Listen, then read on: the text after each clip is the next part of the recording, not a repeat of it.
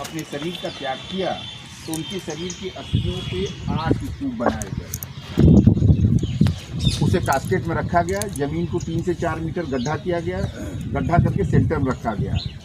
स्तूप का शाब्दिक अर्थ होता है मिट्टियों का डूहा, और उस पर कई तरीके के लेप लगाए गए ताकि उनको ठंडा रखा जाए। धूप, थूक, स्तूप। धूप से बचने के लिए ऋषि मुनियों तपस्वियों के अस्थियों को ठंडा करने के लिए स्तूप का निर्माण किया गया।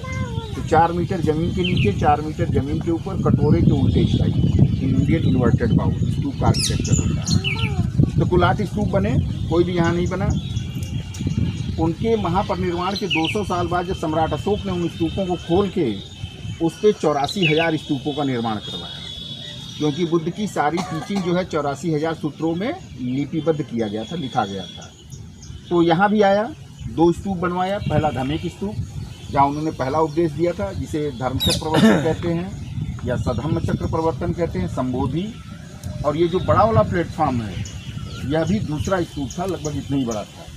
उसके 7 दिन बाद उन्होंने यहाँ पे दूसरा उपदेश दिया है, जिसे अनंत लक्षणा सूत्र कहते हैं। तो ये अनंत लक्षणा सूत्र उनके जो एक शिष्य कौंडिन्य जिनको ज्ञान प्राप्त हो गया और ऋषि मुनियों के सबके सलाह पे उन्होंने यहाँ पे दूसरा उपदेश दिया। ये दोनों स्तूप जो है प्रारंभिक काल में सम्राट अशोक द्वारा बनवाए गए। इसका जो प्राचीन नाम है ऋषिपत्तन मृगदाव है। ये ऋषि मुनियों की बहुत बड़ी तपोभूमि थी और बुद्ध से पहले ही 500 से ज़्यादा ऋषि मुनियों को यहाँ मोक्ष निर्वाण की प्राप्ति हो चुकी है। पत्तन माने होता है स्पिरिचुअल एयरपोर्ट, आध्यात्मिक बंदरगाह, यानी हिमालय से जो ऋषि मुनि कठोर तपस्या करके आखिरी समय पे यहाँ आते थे और मोक्ष निर्वाण की प्राप्ति करते थे। तो जब सिद्धार्थ गौतम ने सुजाता के हाथ से खीर खाए और कठोर तपस्या का त्याग करके मध्यम मार्ग अपनाए, तो उनके 5 जो ब्राह्मण शिष्य थे वो उनसे नाराज हो गए और उन्हें लगा कि अब इन्हें ज्ञान की प्राप्ति नहीं होगी, हम लोग अपना समय व्यर्थ कर रहे हैं। उन्होंने सुन रखा था कि काशी में एक स्थान है ऋषिपत्तन मृगदाव, जहाँ पे लोगों को कठोर तपस्या द्वारा ज्ञान की प्राप्ति होती है। इसलिए उनको छोड़ के वो 5 यहाँ आ गए थे। जैसे ही आप अंदर आए होंगे, बाहर आपने एक स्तूप देखा होगा, चौखंडी स्तूप। उसी स्थान पे बैठ के वो 5 तपस्या कर रहे थे। तो जब सिद्धार्थ गौतम को संबोधि हुआ तो वो बोधगया से चले, उन 5 शिष्यों ने उनका वहाँ स्वागत किया, उनको लेके आए, पहला उपदेश यहाँ दिया। इसका जो वर्तमान नाम है सारनाथ है। ये सारंगनाथ से आया है। सारंग माने तो हिरण, नाथ माने स्वामी, हिरणों के स्वामी। तो बुद्ध का एक पूर्वजन्म हुआ था हिरण के रूप में, बोधिसत्व निग्रोध मृग, जो जातक की कथाएं कहती हैं। इसके कारण बौद्ध लोग इसको सारनाथ के नाम से जानते हैं। यहाँ पे भगवान शिव का भी मंदिर है, सारंगनाथ महादेव मंदिर, जो भगवान शिव के साले हैं सारंग ऋषि, माता सती के भाई। और भगवान शिव को मृगों का स्वामी पशुपतिनाथ भी कहा जाता है। तो सारंगनाथ, सारंगनाथ महादेव मंदिर कारण हिंदू लोग इसको सारनाथ के नाम से जानते हैं। और जीजा साले की एकमात्र मंदिर अगर पूरे भारत में कहीं है तो वो सारनाथ में है। ये सामने जैन मंदिर है। 11वें तीर्थंकर दिगंबर जैनी श्रेयांश नाथ का है। ये यहाँ से 1 किलोमीटर दूर सिंहपुर गांव में जन्म हुआ है। तो श्रेयांश का अपभ्रंश होकर भी सारनाथ आया है। तो वाराणसी जो है 3 धर्मों की जननी है, हिंदू, बौद्ध और जैन। जैसे जेरूसलम इजराइल से 3 धर्म आए हैं, जूइश, क्रिश्चियन और मुस्लिम, वैसे ही वाराणसी से 3 धर्म आए, हिंदू, बौद्ध और जैन। लेकिन जब बुद्ध ने यहाँ उपदेश दिया तो धीरे धीरे यहाँ बुद्धिस्ट सेटलमेंट हो गया। तो बुद्धिस्टों का सेटलमेंट वरुणा नदी किनारे था, जैनियों का सेटलमेंट 80 नदी के किनारे था और हिंदुओं का सेटलमेंट गंगा नदी किनारे था। तो वरुणा और 80 के कॉम्बिनेशन को वाराणसी कहते हैं और गंगा नदी और वरुणा और 80 के बीच के स्थान को काशी कहते हैं। तो काशी जो है वो हिंदुओं का सेटलमेंट था, वाराणसी जो है ये स्थान जो है बौद्धों का सेटलमेंट था। जैसे आप बनारस हिंदू यूनिवर्सिटी जाएंगे तो उसके कैंपस में घुसेंगे तो चारों तरफ बाउंड्रीज है, 14 किलोमीटर की एरिया, और चारों तरफ जो है हॉस्टल्स हैं, मतलब रेजिडेंस है। वैसे ही ये 8 किलोमीटर के एरिया में फैला हुआ वरुणा नदी किनारे ये बुद्धिस्टों का एक रेजिडेंस था। चारों तरफ विहार थे, बौद्ध भिक्षुओं के रहने का निवास स्थान। बीच में बनारस हिंदू यूनिवर्सिटी के बीच में क्या है, डिपार्टमेंट है, टेम्पल है। तो वैसे ही यहाँ पे जो है मंदिर हैं, चैत्य हैं और स्तूप हैं जो प्रेयर के लिए।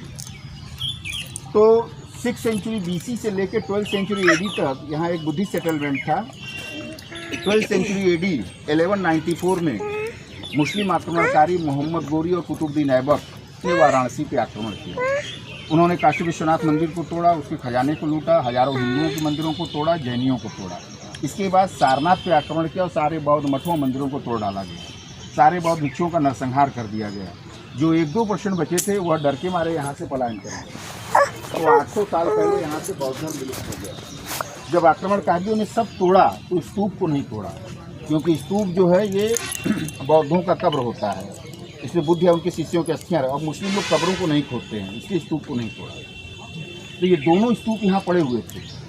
लेकिन 12वीं से लेकर 18वीं शताब्दी 600 साल के अंदर काफ़ी कुछ बदलाव हुए।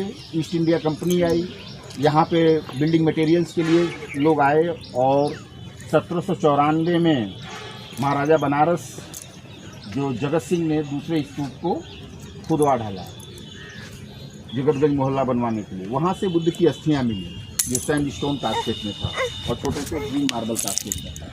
क्योंकि वो हिंदू थे, हिंदू अस्थियाँ रखते नहीं, उन्होंने गंगा जी में विसर्जित कर दिया। लेकिन उसी समय दुनिया को पता चला कि ये सारनाथ ये बौद्धों का पवित्र स्थान है, क्योंकि लोग भूल चुके थे। और 1798 में जोनाथन डंकन ने इसका रिसर्च पेपर पब्लिश किया। तब जाके विश्व के सारे इतिहासकार, पुरातत्वविद और बौद्ध देशों के धर्मावलंबी इसको जानने के लिए उत्सुक हुए। और पहली बार यहाँ पे वैज्ञानिक रूप से उत्खनन का काम, खुदाई का एक्सकवेशन काम 1815 में कर्नल मैकेंजी द्वारा किया गया। उस समय जो कुछ मूर्तियां मिली वो भारत का जो पहला म्यूजियम बना था कलकत्ता म्यूजियम रख दिया गया। 1835 में अलेक्जेंडर कनिंघम ने विशेष रूप से स्तूपों की खुदाई किया और 3 तरीके के स्तूपों का पता लगाया: यादगार, मेमोरियल, कॉमेमोरेटिव स्तूप, अस्थि स्तूप। और ये सब जो छोटे छोटे देख रहे हैं, आपको देखने से लग रहा होगा इस पर बैठ के लोग ध्यान करते रहेंगे या पढ़ते रहेंगे, ऐसा कुछ नहीं। ये सब ऊपर जाके सिलेंड्रिकल हो जाता है, इसे मनौती स्तूप कहा जाता है। अब मनौती स्तूप बनाए क्यों जाते थे? तो प्राचीन काल में पहले लोग 8 महीने ही ट्रेवल करते थे, तीर्थाटन करते थे या भ्रमण करते थे। 4 महीने एक स्थान पर रुक जाते थे, आवागमन ठप हो जाता था क्योंकि हजारों नदियां थी, बाढ़ आता था। यदि आपने रामायण देखा होगा तो उसमें क्वेश्चन आता है कि भगवान राम बांधों से बैठे कि सीता की खोज करने में अभी वर्षा ऋतु चल रहा है, 4 महीने बाद भी जाए। तो चतुर्मास चौमासा वर्षावास, अभी बारिश शुरू होगा तो भगवान विष्णु सैया पे चले जाएंगे, कोई शादी विवाह नहीं होगा।